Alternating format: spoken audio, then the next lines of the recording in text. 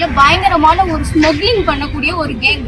இவங்க என்ன சொல்றாங்கன்னா, உன்னை பெங்களூர் கூட்டிட்டு போய் உன்னை கூட்டு பாலியல் செஞ்சு உன்னை கொல்லுவேன்னு சொல்றாங்க. இத நான் போய் ஸ்டேஷன்ல சொன்னதுக்கு இன்ஸ்பெக்டர் மீனா மேடம் என்ன சொல்றாங்கன்னா, நீ அவங்களோட காம்ப்ரமைஸ்னா போயிரு, இல்ல அப்படின்னா உன்னை அவங்களே கொன்றுவாங்கன்னு சொல்லி ஸ்டேஷன்ல இருக்கிற அந்த இன்ஸ்பெக்டர் மீனா மேடமே என்ன இப்படி பேச சொல்றாங்க.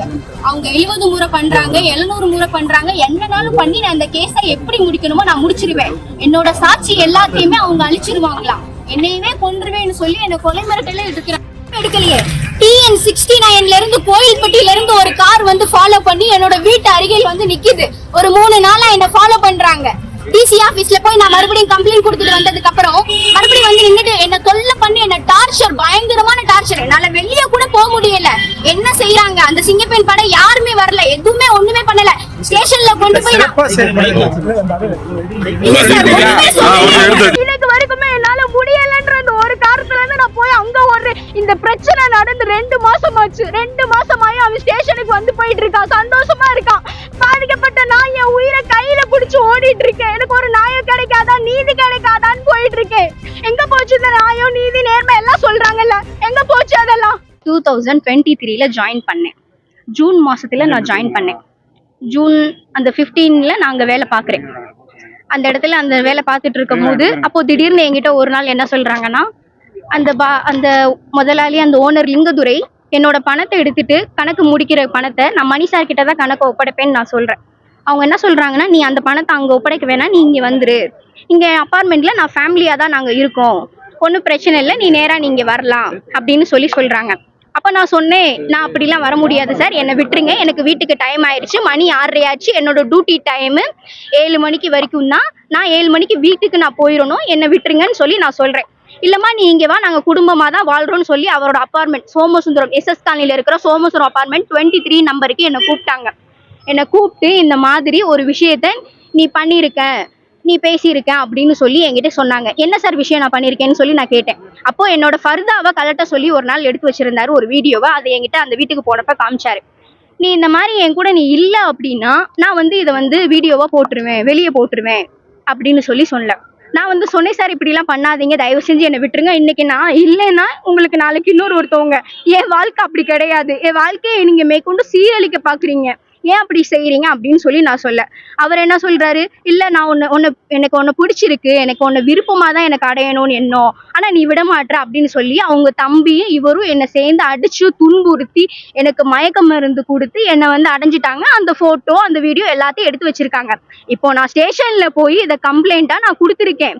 கம்ப்ளைண்டா கொடுத்ததுக்கு அப்புறம் அவங்க என்ன செஞ்சிருக்காங்க, அவன் ஸ்டேஷனுக்கு வரவே என்ன போட்டோ வீடியோ எல்லாத்தையும் எடுத்துட்டு வருவானான்னு கேக்குறாங்க இன்ஸ்பெக்டர் மீனா மேடம். அவங்க தெற்கு காவல் நிலையத்துல இருக்காங்க. பெண்கள் மகளிர் காவல் நிலையத்துல உள்ள ஒரு அதிகாரி ஒரு மகளிருக்கு அகேன்ஸ்டாவே பேசுறாங்க. என்ன சொல்றாங்கன்னா, அவன்கிட்ட பணத்தை வாங்கிட்டு நீ போன்னு சொல்றாங்க. பணத்தை வாங்கிட்டு நான் ஏன் போகணும், நான் தப்பு பண்ணலையே, தப்பு பண்ணவனுக்கு அப்ப தண்டனை கிடைக்காது அந்த நாட்டுல? தப்பு பண்ணவெல்லாம் மேற்கொண்டு இன்னும் எத்தனை பொண்ணு பேரை இது வரைக்கும் லிங்கதுரை எத்தனையோட பொண்ணை லைஃப் ஸ்பாயில் பண்ணிருப்பாங்கன்னு தெரியல. எனக்கு மெசேஜ் பண்ணிருக்காங்க ஐ கில் யூன்னு. அதுக்கு இன்ஸ்பெக்டர் சொல்றாங்க, அந்த மேடம் சொல்றாங்க, மீனா மேடம் சொல்றாங்க, ஐ கில் யூ இல்லம்மா ஐ கிஸ் யூன்னு அனுப்புறதுக்கு பதிலாக ஐ கில் யூன்னு அனுப்பிச்சிருக்காங்கன்னு சொல்றாங்க. இது எந்த விதத்துல நான் எடுத்துக்குவேன்? இது எந்த விதத்துல நீங்க யாருனாலுமே போற உலகத்துல ஒன்றும் இல்லை. எனக்கு அவங்க என்னோட செக்ஸ் டார்ச்சர் கொடுக்கும்போது எனக்கு 19 வயசு தான் ஆகுது. அப்ப நான் ஒரு சின்ன பிள்ளை. அப்போ அந்த இடத்துல என்னை அவங்க அப்படி பண்ணி என்னை அவ்வளவு தூரம் என்னை அரெஸ்ட் பண்ணி வச்சு என் ஃபேமிலி எல்லாரையும் அவங்க தெரிஞ்சு வச்சுட்டு இன்னும் என் ஃபேமிலியில இருக்கிறவங்க எல்லார் நம்பரும் அவங்கள்ட்ட இருக்கு. ஒவ்வொருத்தவங்களும் அவங்கள கூட்டிட்டு போய் மிரட்டி பேசி வச்சுட்டு இருக்காங்க. இதுக்கப்புறமா தான் நான் என்ன பண்ணேன்னா, இந்த 30ஆம் தேதி என்ன 4 நாள் அவங்க வீட்டுக்கு கூட்டிட்டு போய் வச்சாங்க. பெங்களூருக்கு என்ன கூட்டிட்டு போறதுதான் இப்ப பிளான். பெங்களூர்ல கூட்டிட்டு போய் அவங்க சித்தப்பா பையன் சுஜய், அவங்க சித்தப்பா ராமச்சந்திரன் அவர் பேரு, அவர் பயங்கரமான ஸ்மக்லிங், அதாவது 1-2 கிடையாது, பயங்கரமான ஒரு கஞ்சா கோஷ்டினா அது அவங்கதான். நான் அது எல்லாத்தையுமே நான் அவங்கள்ட்ட சொல்றேன். ஒரு நபர் இன்னைக்கு என்ன பண்றாங்கன்னு அவங்க போன் மூலமா எல்லாமே அரெஸ்ட்மெண்ட் பண்ணி கண்டுபிடிச்சிடலாம். இன்னைக்கு வரைக்கும் எனக்கு பாதிப்பு ஏற்படுத்துங்க. அங்க என்ன வேலைக்கு ரிசப்ஷனிஸ்டா சேர்ந்தீங்கன்னா அவங்கள பத்தி இவ்வளவு டீடைல்ஸ் உங்களுக்கு எப்படி தெரியும்? எப்படி தெரியும்னா அவர் தான் என்கிட்ட வந்து சொல்றாங்க. என்ன வந்து மிரட்டுறாங்க. ஒரு நிமிஷம். எம்ப்ளாயா நான் இப்ப இல்ல சார். நான் இப்ப வந்து அவங்கள விட்டு நின்னுட்டேன்.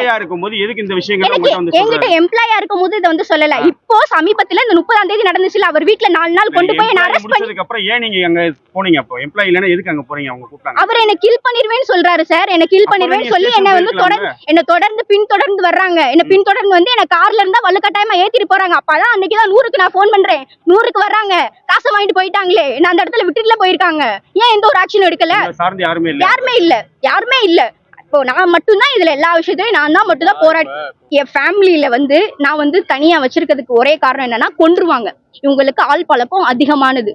லிங்கதுரைன்றவங்க வந்து ஒரு இப்போ வரைக்கும் என்னையுமே வந்து கொல்லணும்னு நினைச்சுதான் முயற்சி பண்ணிட்டு இருக்காங்க. இதை வந்து ஸ்டேஷன்ல இன்ஸ்பெக்டர் மீனா மேடமே சொல்லியிருக்காங்க. நீ காம்ப்ரமைஸனா போலன்னா உன்னையவே கொன்றுவாங்கன்னு சொல்லியிருக்காங்க.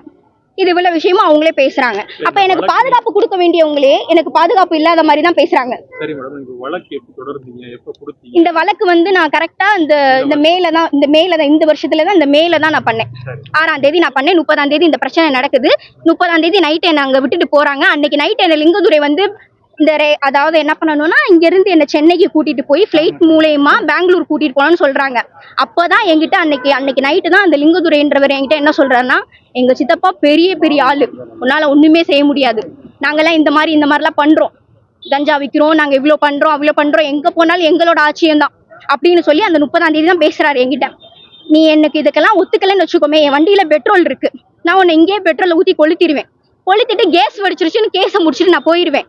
இல்லனா உன்னோட உடல் பாகங்கள்லாம் எங்கெங்க வெட்டணுமோ அங்கங்கெல்லாம் வெட்டிடுவேன். சிங்கப்பெண்ணுக்கு போன் அடிச்சேன் சார். இப்ப 2 நாளுக்கு முன்னாடி கூட சிங்கப்பெண்ணுக்கு போன் அடிச்சேன். அந்த கால் எல்லாமே இருக்கு. வெறும் வெயிட்டிங் கால்ல மட்டும்தான் போச்சு, வேற ஒண்ணுமே ஆகல.